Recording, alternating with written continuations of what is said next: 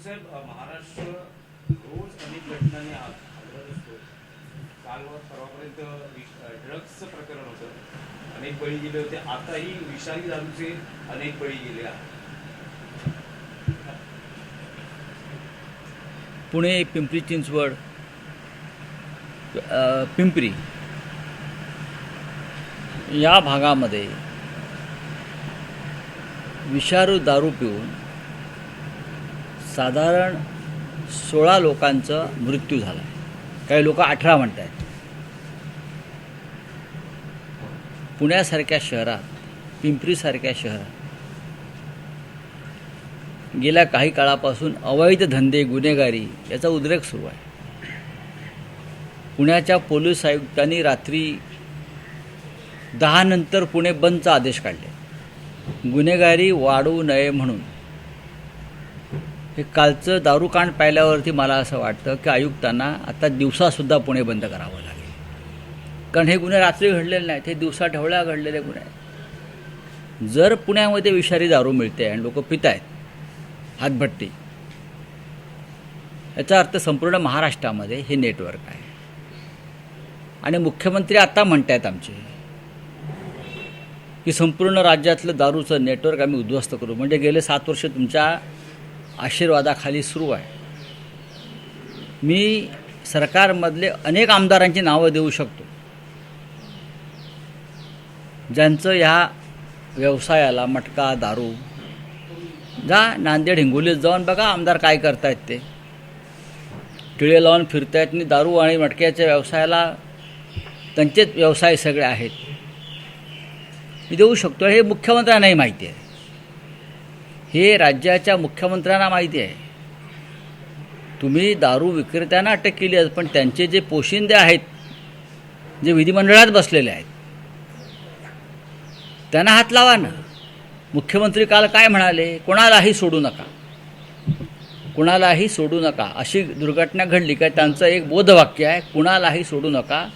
खरं म्हणजे त्यांनी आपल्या खुर्चीच्या मागे ते सत्यमेव जयतेच्या खाली लिहायला पाहिजे, कुणालाही सोडू नका. जसं एक संत आहेत गजानन महाराज, मला वाटतं स्वामी समर्थ, भिवू नकोस मी तुझ्या पाठीशी आहे. तसे हे सरकार अशा गुंडांच्या आणि अवैध धंदे करणाऱ्यांच्या पाठीशी आहे. आणि ते त्यांना म्हणतात भिवू नका, आम्ही तुमच्या पाठीशी आहोत. आहे की नाही CMना विचारा.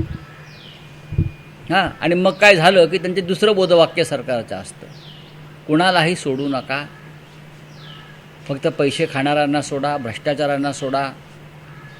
मी काल एक मागणी केलेली आहे. जे 16 लोक मेलेले आहेत ते हिंदूच आहेत बहुतेक, त्यांना 25-25 लाख रुपये द्या. आणि जे आरोपी आहेत त्यांना सध्या अटक करून त्यांना पॅरलवरती सोडा, राम रहीमप्रमाणे. त्यांना वॉशिंग मशीनमध्ये घाला आणि भाजपात सामील करून घ्या. या महाराष्ट्रात हेच चाललं आहे सध्या. आम्ही टीका केली काय त्यांना मिरच्या झोंबतात. मिरच्या, आम्ही टीका नाही करायची, आम्ही या विषयावर बोलायचं नाही.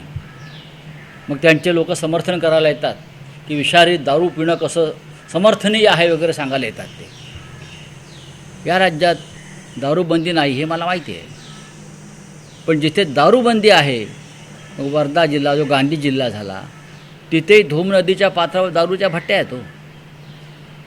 जिथे विनोबांचा आश्रम, गांधींचा आश्रम होता, जो गांधी जिल्हा झाला, आहे की नाही पहा जाऊन एकदा. मुख्यमंत्र्यांनी पाहावं. या राज्याची अवस्था कायदा सुव्यवस्थेच्या बाबतीमध्ये अत्यंत गंभीर आहे. सध्या जे काही महाराष्ट्रात घडतंय ते पाहता काय महाराष्ट्रात नीटचे पेपर, धागेदोरे, जास्त अटका, याच्याबद्दल CMना पश्चाताप आहे. खुलेआमपणे महाराष्ट्रात विकलं. नाशिक, ठाणे, पुणे, मुंबई, नागपूर या प्रमुख शहरामध्ये अंमली पदार्थांचा जो काय हैदोस चालू आहे, याला कोण जबाबदार आहे? नाशिकमध्ये मोर्चे काढले आम्ही, पुण्यामध्ये मोर्चे काढले आम्ही ड्रग्स विरुद्ध, ठाण्यामध्ये मोर्चे निघाले ड्रग्स विरुद्ध. आणि मुख्यमंत्र्यांना या सगळ्या गोष्टीकडे गांभीर्यानं पाहण्यासाठी वेळ आहे का? मुख्यमंत्री आणि त्यांचे सहकारी मंत्री हे राज्यात ज्या काय 15-16 विधान परिषद निवडणुका स्थानिक स्वराज्याच्या आहेत, संस्थांच्या, त्याच्यामध्ये गुंतलेले आहेत. लोक विषारी दारू पिऊन मरत आहेत, बलात्कार होत आहेत, खून होत आहेत, ड्रग्सने मुलं मरत आहेत, पेपर फुटत आहेत नीटचे. महाराष्ट्र केंद्र आहे. याचं खरं म्हणजे पश्चाताप त्यांनी करून घेतला पाहिजे. या सरकारनं मंत्रालयाच्या पायरीवर बसून त्यांनी पश्चाताप केला पाहिजे की महाराष्ट्र हे अशा प्रकारच्या परीक्षांच्या पेपर फुटीचं आणि तरुण पिढीच्या जीवनाचं उद्ध्वस्त करण्यामागचं केंद्र आहे महाराष्ट्र. याबद्दल सरकारला पश्चात्तापाची एक तरी रेष दिसते का तुम्हाला? मी 10 गोष्टी सांगू शकतो सरकार सध्या कशामध्ये बिझी आहे, पण सरकारची अब्रू जाईल, सरकारचं पूर्ण वस्त्रहरण होईल. कोणते कुठे व्यापार चालू आहेत हे सगळं वाऱ्यावर सोडून हे सांगू शकतो मी. पण राज्याच्या मुख्यमंत्र्यांपासून त्याच्या संपूर्ण सरकारची पूर्ण बेआबरू होईल आणि ती बेआबरू महाराष्ट्राची असेल. घरगुती पाईपलाईन गॅस मागतोय, निवडणुकांनी सीएनजी वाढतोय, आठवड्यात 2 आठवड्याची दुसरी दरवाढ आहे, सातत्याने दरवाढ होते. नाही, त्याच्यावर ते एक उपचार मी सांगितलं आहे ना मागे सुद्धा. नमो नमो म्हणायचं, ध्यानाला बसायचं, डोळे उघडलं, श्रीराम जय श्रीराम म्हणायचं, भाव खाली येतील. संघाचे जे सुनील आंबेकर आहेत ते असं म्हणतात की संघ जर मजबूत असता तर देशाची फाळणी झाली असती. आता संघ मजबूत आहे, आता संघ मजबूत आहे. मग पाकव्याप्त काश्मीर, ज्याला आम्ही सातत्यानं पाहतो की ही आमची भूमी आहे, ती आमच्याकडे आली पाहिजे. मग संघ आता मजबूत आहे ना, आणि सरकार त्यांचं मजबूत आहे.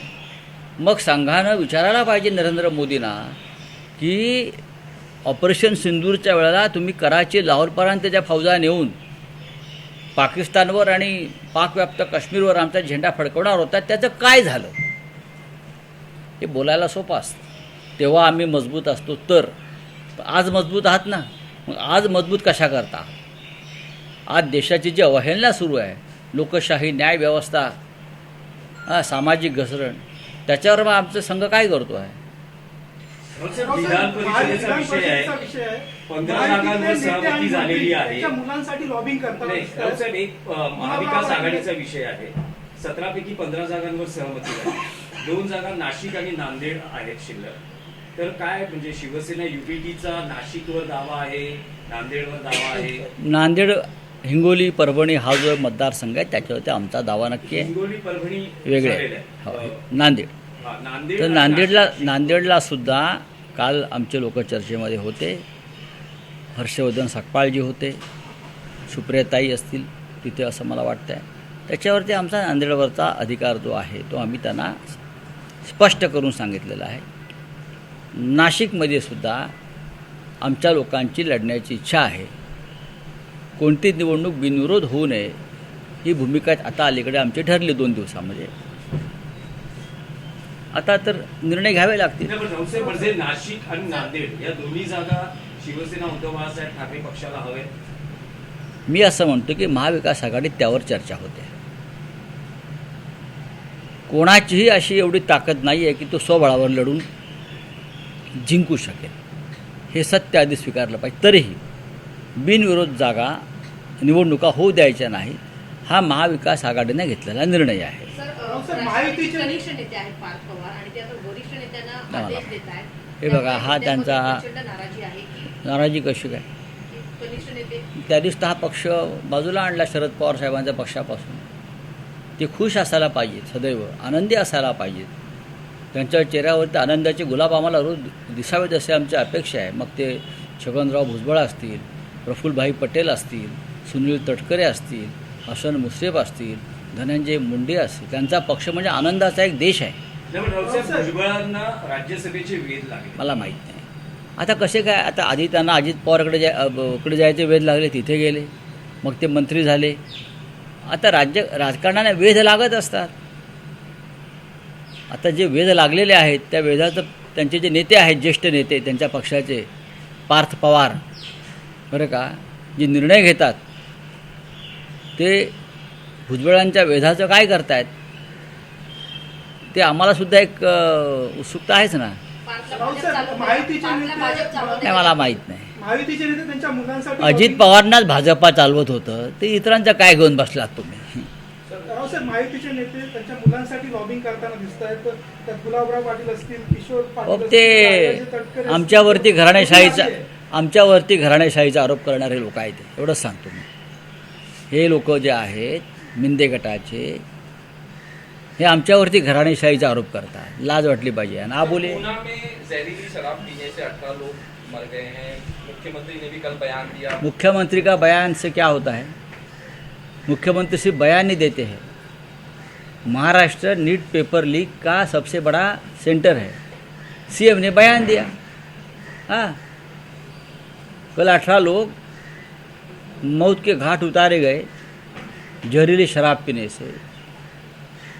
पुणे जैसे शहर में जहरीली शराब ड्रग्स बिका जाता है, जो एक देश का एजुकेशनल हब है, महाराष्ट्र की कल्चरल कैपिटल है, सांस्कृतिक राजधानी।